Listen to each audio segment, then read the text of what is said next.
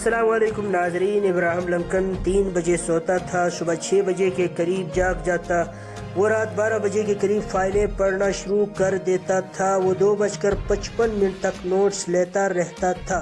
سونے سے 1 منٹ پہلے تک اس کے ہاتھ میں قلم ہوتا تھا اور وہ کسی فائل کے کسی فقرے کے نیچے لکیر کھینچ رہا ہوتا تھا۔ وہ بتی بجھانے کے بعد اس فائل کو ٹیبل پر رکھ دیتا۔ صبح 6 بجے جو ہی اس کی آنکھ کھلتی تھی، اس کا ہاتھ بھی اختیار سائڈ ٹیبل کی طرف چلا جاتا اور فائل اٹھا کر پڑھنا شروع کر دیتا۔ وہ امریکہ کا شاہد پہلا صدر تھا جس نے اپنے وقت کا ایک ایک لمحہ کام میں صرف کیا۔ اس نے زندگی بھر تفریح نہیں کی۔ اس نے ولیم شیکسپیئر کے ڈراموں سے 10 گنا زیادہ صفحے لکھے اور ہارورڈ یونیورسٹی کے 1/4 کتابوں جتنے صفحات پڑھے۔ اس نے زندگی بھر 3 گھنٹوں سے زیادہ نیند نہیں لی۔ ابراہیم لنکن کو 15 اپریل 1865 کو فرصت کے 2 گھنٹے ملے۔ اس 2 گھنٹوں کے دوران اس نے تھیٹر جانے کا فیصلہ کیا، لیکن ستم ظرفی دیکھیے، فرصت کے ان 2 گھنٹوں کے دوران ابراہیم لنکن قتل ہو گیا۔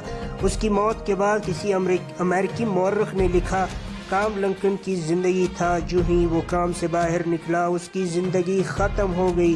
لنکن سے ایک بار کسی نے اس شب بیداری کے بارے میں پوچھا تو لنکن نے اسے بہت